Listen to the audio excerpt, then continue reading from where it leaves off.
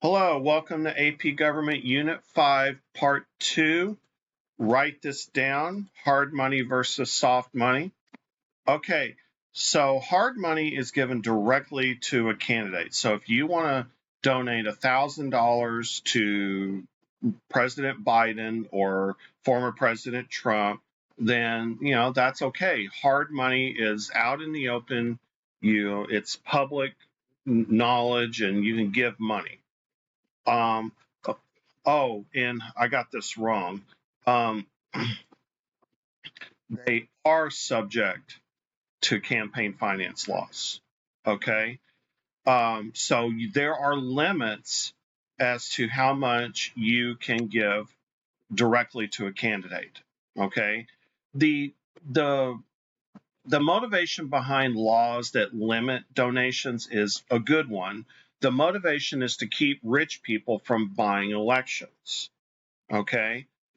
That is the good intentions, but it doesn't matter, and I'll tell you why in a second. Soft money is spent on behalf of that candidate. For example, if I can, let's say me and 1,000 of my friends or people I work with, let's say I'm in a labor union and we all raise money for a candidate, then that's called soft money. It's soft money if we don't donate it directly to the candidate. Okay, we'll talk about PACs and super PACs in a second. All right, moving right along. All right, so obviously raising money is a high priority for candidates. There are a lot of states that candidates just don't care about the votes because they're going to lose that state no matter what, or they're going to win it. But fundraising is always important. Okay, and we do have a part of the executive branch called the Federal Elections Commission. Their job is to keep candidates from raising money illegally. Like, for example, you're not allowed to get a $5 million donation from China. We don't want foreign companies, controlling our elections. Okay. So the FEC limits or limited the amount and ways donations can be given to campaigns. Okay. For example, for a long time, corporations and unions could not give to candidates. Okay. And so this is actually kind of important. It's hard to know if you want to actually really get to know it, but here's the deal. So FEC only messes with hard money, not soft money. Soft money could include donating money to the Democratic Party or donating to the Republican Party, donating to an interest group that would, in turn campaign for a candidate. That is soft money. And this had no limits, and it really doesn't have any limits today. Now, there was something, it's hard to know. You will see references to this on the test, but it's hard to know. You definitely want to be familiar with it. If you want to write it down, go for it. So in 2002, we had a bipartisan campaign reform act. Bipartisan meaning Republican and a Democrat came together and said, we've got an idea and we need to fix it. And that's what they did. And it passed and everything. Okay. It was an attempt to ban soft money. Okay. It required candidates to say at the end of their political ads, I am Barack Obama and I approve this message. It's kind of annoying, but they did that at the end of every campaign commercial. Okay. It limited corporations and unions from electioneering, trying to influence the election. Okay. It also limited ads 30 days before an election. It's like, whoa, I mean, that's a pretty strong law here. You're going to tell me that I can't campaign for who I want to 30 days before an election? I don't know. But anyway, so here's the deal. There was a group, an interest group called Citizens United, and they hated Hillary Clinton. And Hillary Clinton ran in the primary against Barack Obama back in like 2008. Yeah, 2008. That's right. 2007, 2008 election. That's right. And they released this anti-Hillary movie. It was a propaganda. I'm not saying, Republicans do it, Democrats do it too. But they released this movie right before the campaign. Did this violate the Campaign Reform Act? This BICRA, BCRA. Did it violate BICRA? Heck yeah, it did. So what happened is that Citizens United sued the Federal Elections Commission. And what happened? Well, go ahead and write this down. And this is one of your required Supreme Court cases. What happened is the Supreme Court, that's SC, Supreme Court found that limits to money by corporations and unions and interest groups are unconstitutional. Limits on soft money violate the First Amendment. Okay, now hard money, you still have limits how much money you can donate to a campaign. But soft money, let's say you and your buddies at work get together and raise a bunch of money, and you have a car wash, you have a casino in your, a casino in your backyard to raise money for your candidate. That's your First Amendment right. If you want to raise $1 million or $20 million for your candidate, you can do that now. Okay. You just need to do what's called form a super PAC. Go ahead and write this down, and then I'm going to show you some videos. All right, so you need to understand that a super PAC is a mechanism for soft money. And as long as the super PAC doesn't work directly with the candidate, the super PAC can raise unlimited amounts of money for that candidate, starting in 2012. And you need to remember, that year. I've seen questions on that. Okay. All right, I've got a couple of videos that I want to show you right now. Be ready to answer some questions while I'm showing you. Okay, so let's start with Citizens United versus FEC. In this video, we're going to look at yet another one of your required Supreme Court cases for the AP government curriculum, namely Citizens United v. the Federal Election Commission. So if you're ready to get them brain gals milked, well then let's get to it. As always, let's begin with the facts of the case. Now, this case is all about campaign finance laws, and I have a whole video going into depth on that, and you can see it right over here for a more robust history. But here we're going to start with the Bipartisan Campaign Finance Act, or BICRA, passed in 2002. In addition to articulating limits for individuals contributing money to political candidates, there's really just one thing you need to know about this act with respect to the Citizens United case. Part of the BICRA law made it illegal for corporations or nonprofits to engage in electioneering communications for 60 days before an election or 30 days before a primary. So you want to pay a buttload of money to smear a candidate? Fine, but once we hit that 60 days before the election, you gotta shut your mouth hole. Now, during the 2008 Democratic primaries, a close contest for the party nomination was heating up between Hillary Clinton and Barack Obama. And a conservative group called Citizens United decided to make a film called Hillary the Movie. The film was full of damning accusations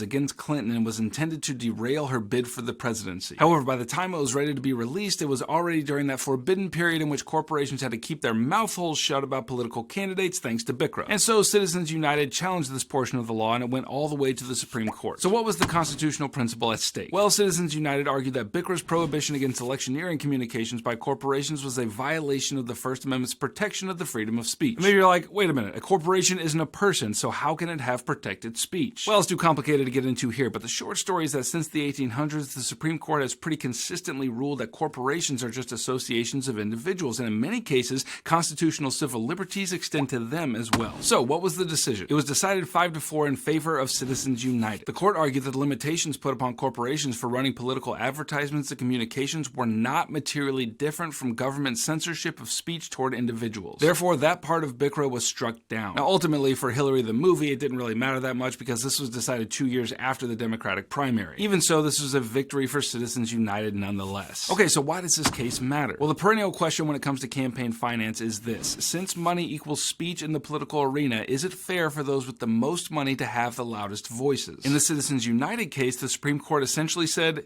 yeah, that's fair. And so now corporations and labor unions and nonprofits and other organizations can spend as much money as they want, provided they don't collaborate directly with the candidate on political communication right up to Election Day. The campaign finance reform laws were put into place to put the kibosh on corruption in elections, but the court ruled that just because a friendly organization is spending a bunch of money on a candidate's behalf doesn't necessarily mean that the candidate owes them favors, which is already illegal under other laws. At the end of the day, this is an issue that still ruffles feathers and is far from being decided in the minds of the American public, even if it is decided in the courts. Okay, that's what you need.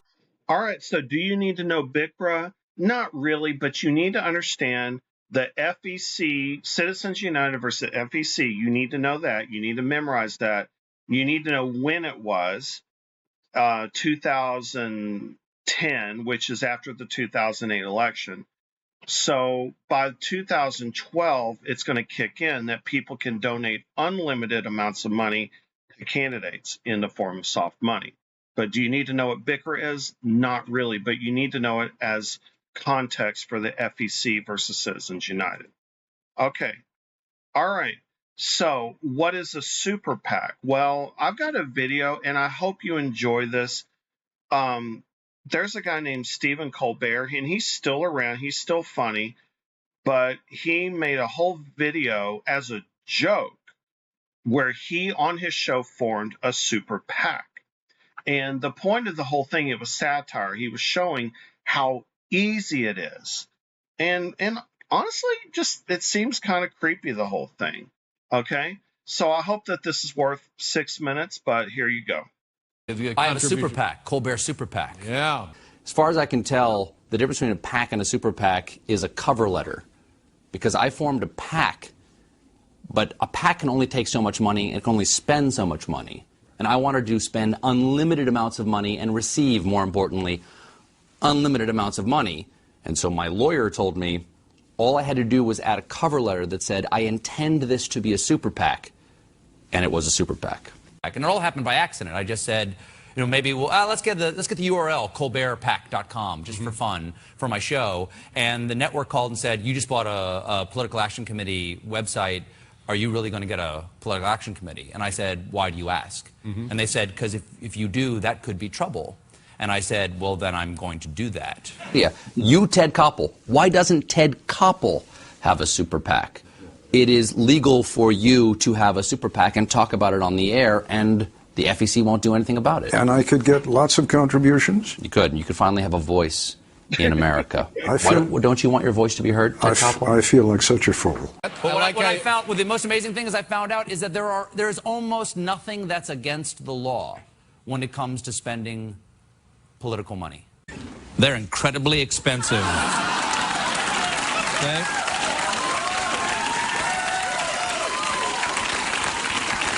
Colbert Super PAC paid for these babies.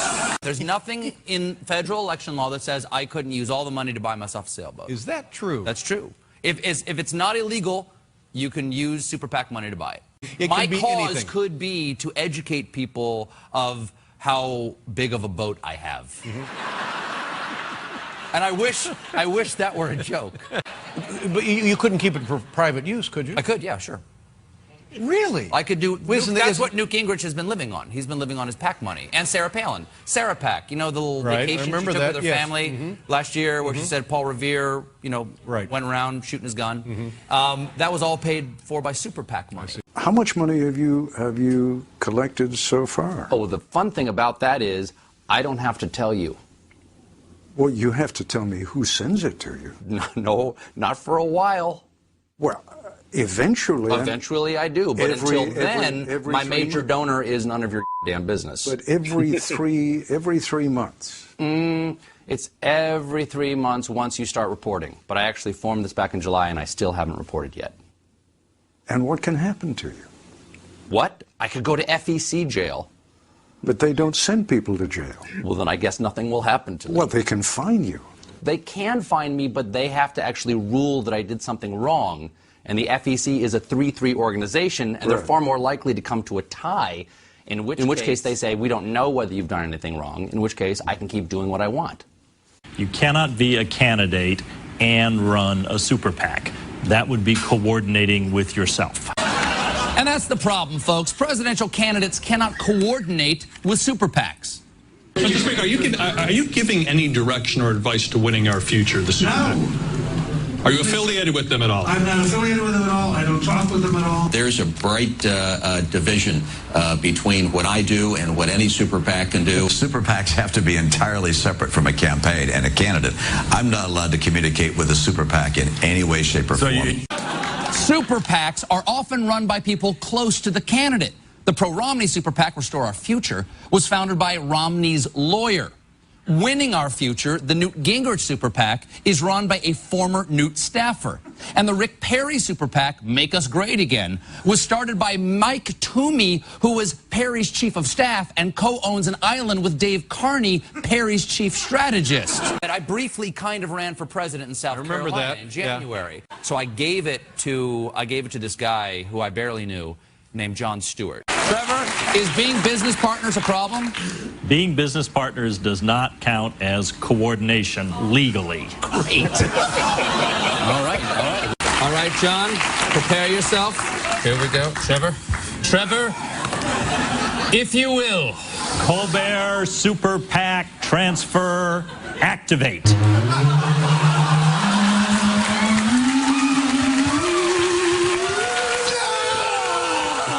Colbert Super PAC is dead.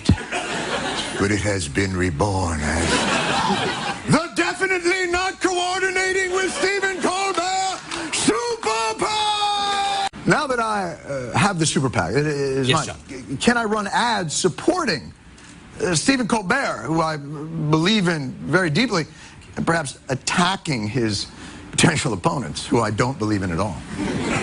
Yes, you can, as long as you do not coordinate. Can I legally hire Stephen's current Super PAC staff to produce these ads that will be in no way coordinated with Stephen? Yes. What will become of the money? Who's asking? We're Americans for Better tomorrow. All right. And starting first thing tomorrow, we're going to figure out how to make the world a better place. Tomorrow. In the meantime, we're just collecting money. I see. It's funny until you think about it. The fact of the matter is Stephen Colbert has proved by going before the Federal Election Commission, by becoming a super PAC, by now handing the super PAC over to his buddy Jon Stewart so that he can go and run to be president of South Carolina. He is proving how ridiculous this system has become. All right, I hope that was worth it. I thought it was really funny, but I'm not here to make you laugh. I'm here to teach you, and I hope that was worth 6 minutes of our time. I think it was. I show it in class. Okay, so basically, PACs are limited, but super PACs are not.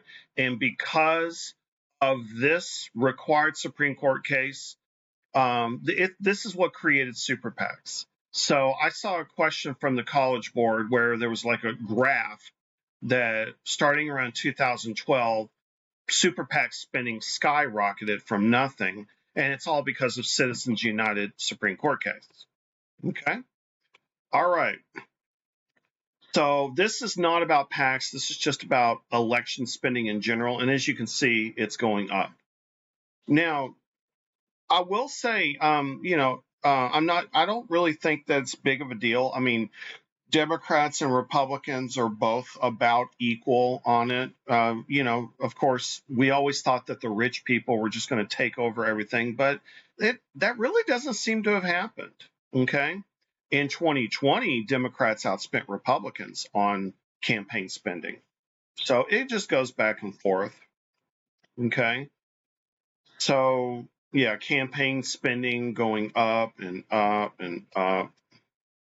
Okay. What do candidates use the money for? Media, Facebook ads, fundraising, salaries, because those people don't work for free. Okay, not everyone, some of them do.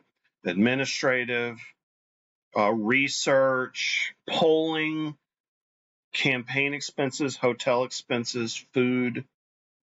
Anyway, all right, moving right along. All right, here's the cartoon talking about super PACs. Okay.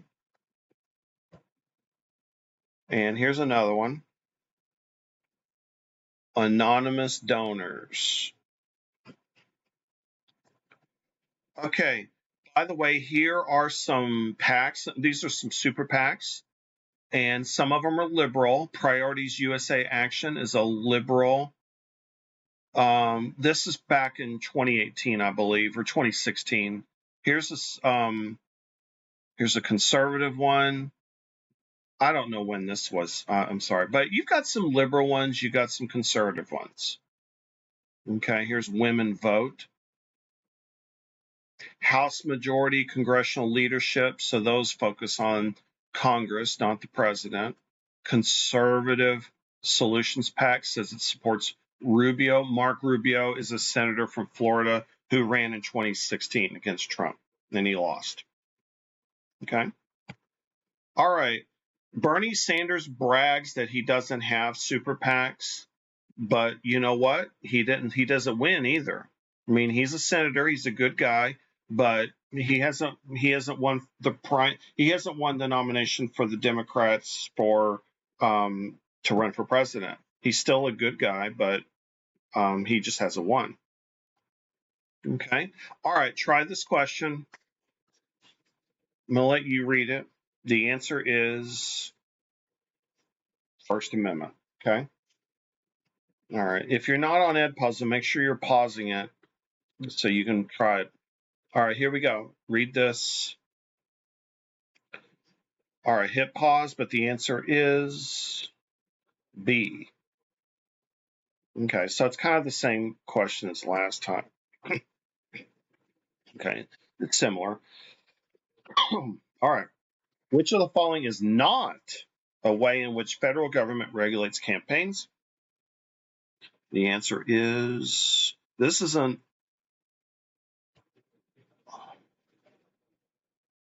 this question may be outdated because look at C. If you said C, you might be, or maybe this is an old question. I don't know. Anyway, all right. Anyway, moving right along. Okay. All right. Media. So remember the theme of Unit 5 is linkage institutions. So we've talked about political parties. Now we're going to talk about the media. So take a moment and think about the media. And you may not know, okay? My students didn't know the other day, but some of them didn't. But there are some media sources that tend to be a little bit more Republican or conservative. And some media sources tend to favor Democrats and liberals. Some media sources try to be in the middle, but it's gotten to the point where it's all about clicks and ad revenue. And if you don't pick a side, then you're not going to get the clicks and nobody is going to want to pay for your ads. The three big ones are NBC, CBS, and ABC, but that's for television. And not everyone even watches television anymore. Okay. History-wise, the media became the watchdog to expose the government during the Vietnam War. C-SPAN came about, I think, in the late 80s. And the beauty of C-SPAN, as boring as it is to watch a session of Congress, it is pretty incredible that they can just put it on 24 hours a day and without editing, and you can just watch a session of Congress. I'm not saying that it's something that you want to do, but it's just incredible that you have the ability to do it. Okay? And no, I think that's important. Yeah, no commentary. It's just camera rolls. 24 hours. The media has grown to be such a big deal that the White House has a person to deal with the media. They're called the press secretary. Karine Jean-Pierre, the African-American woman, is the current one as of right now, Joe Biden's. She lasted a year and she decided to move on to something else. It's a tough job. Trump had about 5 press secretaries. Biden is already on his second one. It's a tough job. Teddy Roosevelt was known for the bully pulpit, and he would go out, he would travel, and he would make speeches directly to the people. And that way his message couldn't be distorted by the press. Okay? So that sounds familiar, right? Today presidents do different things, but that's Teddy Roosevelt. I haven't seen that on the AP exam yet. FDR made a direct connection with the people with his fireside chats during the Great Depression and probably during World War II. And he would talk directly to the people, no opinion or anything. He just did it. Nixon had a very combative relationship with the press.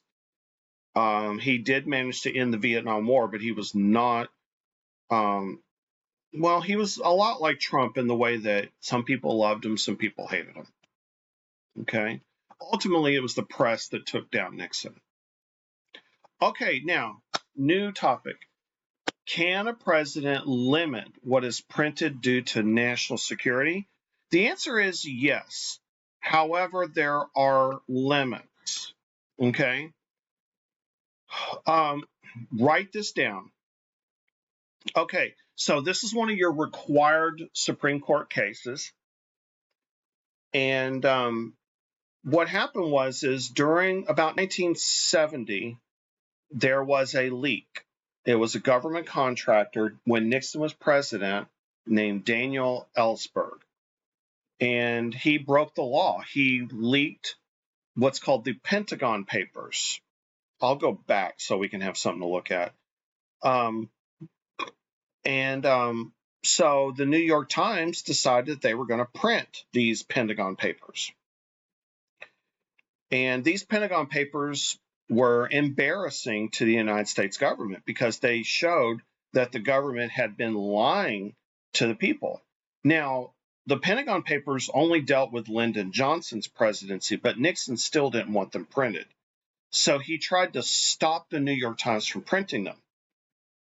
The New York Times printed them anyway. They went to the Supreme Court, and the Supreme Court ruled in favor of the New York Times, okay, citing the First Amendment. Now, there's a word called prior restraint. That is when the president can stop the press from printing national security threats. But the Supreme Court found that the president did not have any real national security concerns in this case.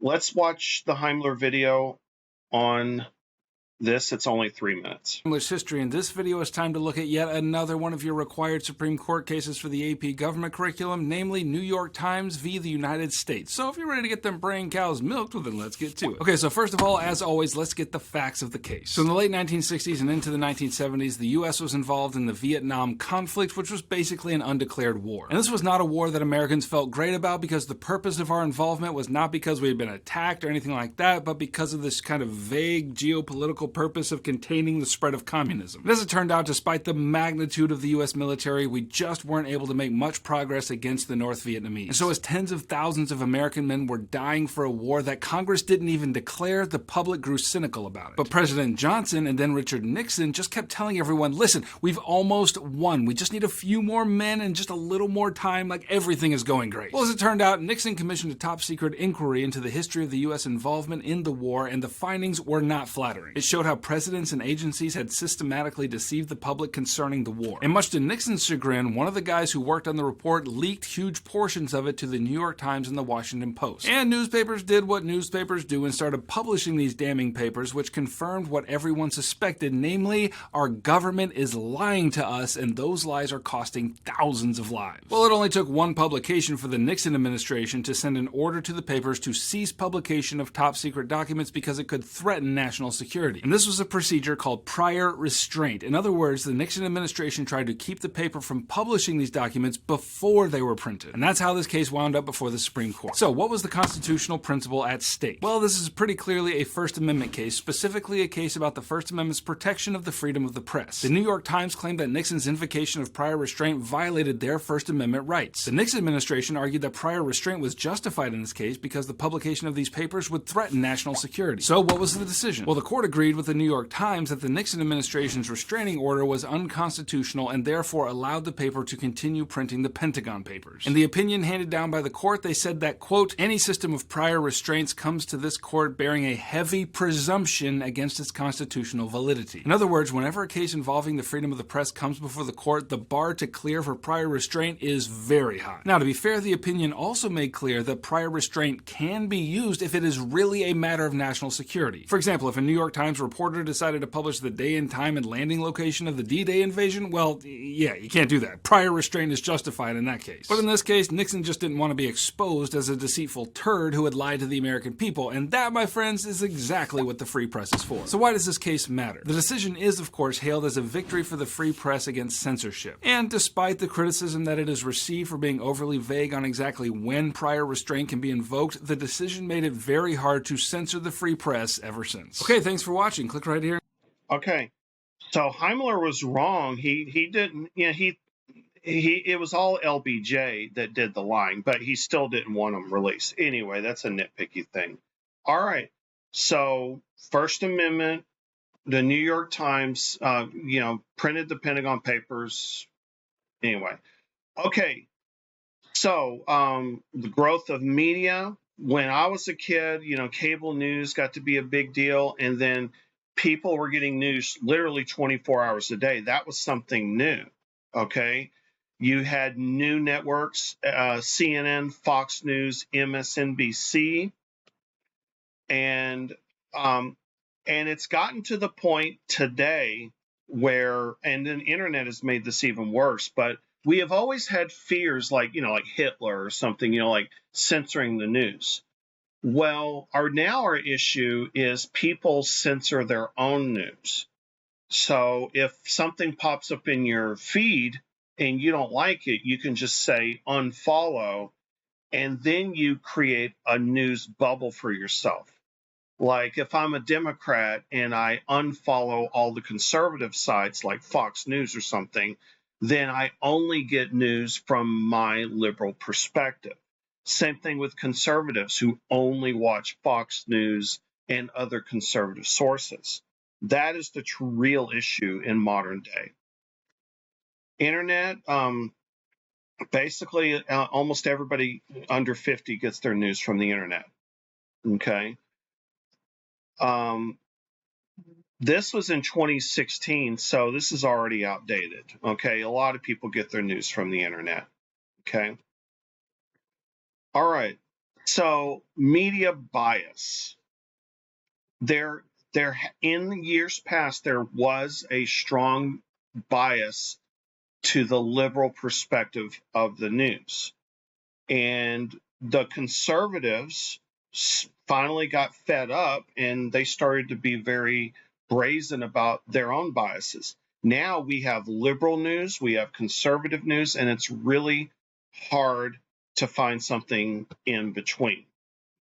Okay, journalists themselves tend to be liberal, but in the 90s, you got people like AM Talk Radio. This guy would just get on, maybe even in the late 80s, actually, and he was on AM Talk Radio for like 20 years. Trump gave this guy a Presidential Medal of Freedom, okay? His name is Rush Limbaugh, and he was very conservative, okay? The beauty of Twitter's just like any other media. You can unfollow people you don't like and follow people you do like.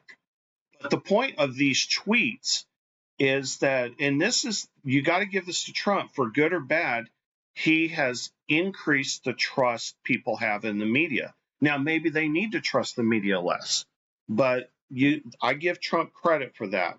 He has led people to not trust the media. And I've seen him go after Fox News, too. I've seen him criticize Fox News. All Fox News has to do is say something he doesn't like, and then Trump will say that Fox News is he would tell people to abandon and stop watching Fox News. You know, so for good or bad, Trump is very clever. Okay. All right. Now, this is a modern America's trust in mass media. Okay. Look at the solid green.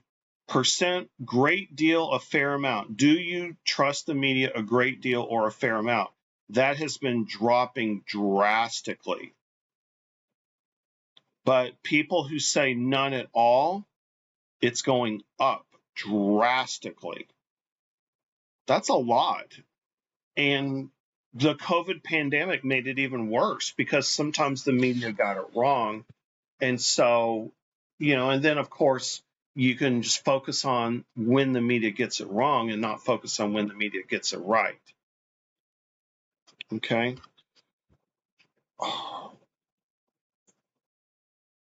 All right, I'm going to try to continue. I think maybe I can finish this in time. Okay, so we talked about the media. And so now another way to influence government is through interest groups. Let me see how far along.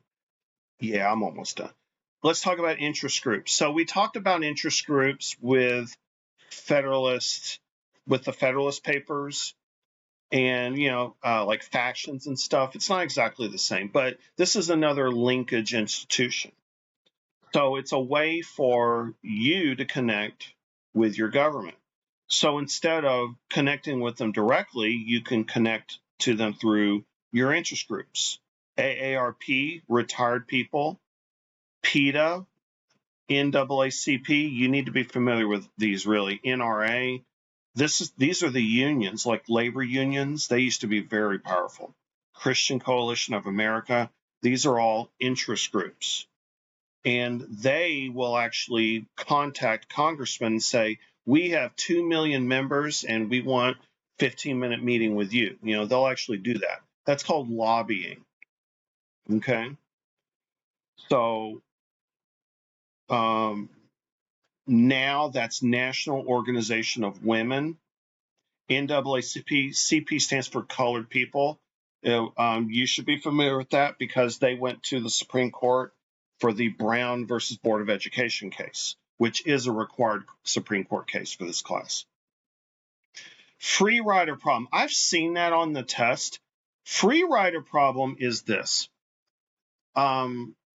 You get the benefits of the group, but you don't pay dues to the group. For example, when I used to work at UPS, I used to enjoy the benefits of being in the union, but I was not a member of the union. So I was a free rider.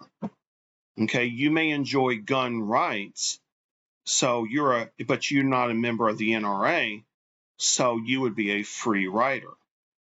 Okay. So how do they influence government? They lobby, what is that? A lot of it is educating them. It's doing research for the Congress people. It could lead to some bribing, but that's technically illegal.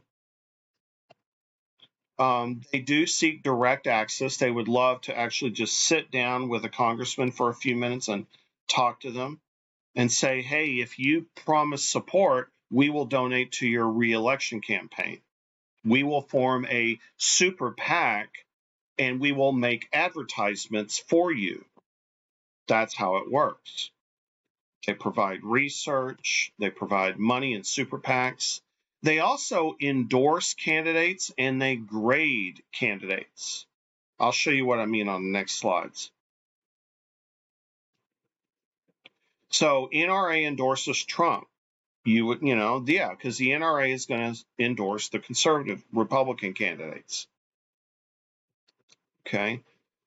They grade candidates. Bill Nelson was graded by one of the interest groups, I don't know which one, as an F.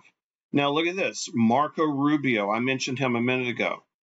All these groups, NRA gave him 100%. National Right to Life, 100%. That's an abortion group. So the point is that these groups give Marco Rubio a rating. He is the senator from Florida. Okay. And they'll also create report cards and mail them out to people. So Christian Coalition, George Bush supports all this stuff and opposes all this stuff, while John Kerry, the Democrat, does that. And they're trying to get you to vote for Bush. Okay? So that's what this interest group did for Bush in 2004. PETA, they want the ethical treatment of animals. And they do get a lot of mockery, and they deserve it.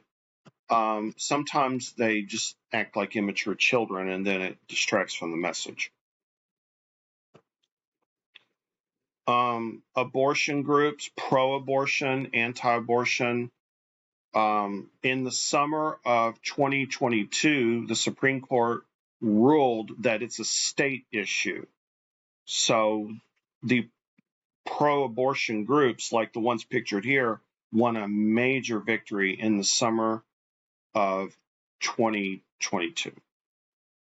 Okay. All right, go ahead and take a look at this. The answer is, boom. All right, moving right along. So how do they influence government? Well, they can't bribe and they can't give too many gifts. Churches are not supposed to campaign, but they do it anyway and they get away with it. Lobbyists have a negative reputation, but honestly, I mean, it's kind of a First Amendment thing. You know, if you want to get together with a bunch of people and try to convince Congress to do something, then that's kind of a First Amendment right, you know? This is what lobbyists do. They do a lot of research, and I'm sure it's a little biased. Okay. A lot of Congress people leave Congress to become lobbyists, and they make more money doing that.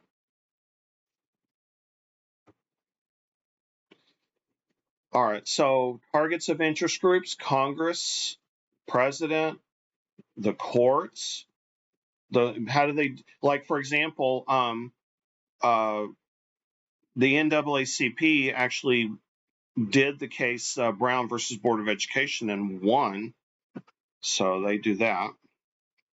And they'll help submit research. Here are some ACLU, the American Civil Liberties Union, has been all over the place. Some of these cases you'll see in your test. That one, that one, that one. I've seen that one, but it's not a required one.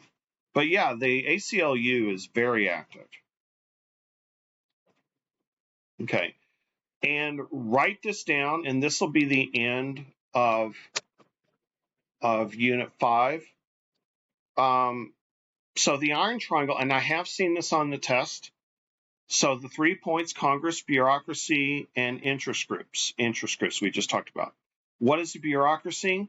That's the part of the executive branch that gets stuff done. Okay, like the blank administration, you know, the IRS, the Veterans Administration, you know, they're the ones that actually get stuff done. So go ahead and I'll pause it. And I'm going to end this with a video that it's a bit biased against conservatives, but I have time and I want to share it with you. It's talking, it was the Daily Show, and they showed how Fox News, they play both sides. They contradict themselves on the COVID thing and immigration. So it's a little bit biased. I hope that it's okay, but check this out. I hope you enjoy it. Well, migrants, many infected with COVID, they're pouring across in record numbers. Joe's not doing a darn thing about it. Oh no, COVID's bad. The overall estimated mortality rate for corona is less than 1%. Okay, pretty low. COVID cases among migrants in the Rio Grande Valley are up 900%. The risk to the average person does remain quite low. And the facts are actually pretty reassuring. The massive flow of COVID positive foreign nationals illegally across our southern border. The survival rate post-infection with COVID is over 99%. The vast majority of Americans face no risk. Your administration isn't even testing illegals for COVID. You're literally shipping them into the interior of the United States. All the talk about coronavirus being so much more deadly doesn't reflect reality. Hundreds of thousands of unvaccinated migrants into the country. I'm not afraid of the coronavirus, and no one else should be that afraid either. The administration is waving tens of thousands of migrants through the border without any care for COVID. I got the vaccine. In certain ways, I think it's like if I could give it back. All right, so that was a bit biased, and I'm not saying that Fox News lied. I think they told the truth, but the point is they told different truths. One truth for migrants and one truth for should we be scared of COVID. Okay? All right, guys. Thanks a lot. That's the end of Unit 5.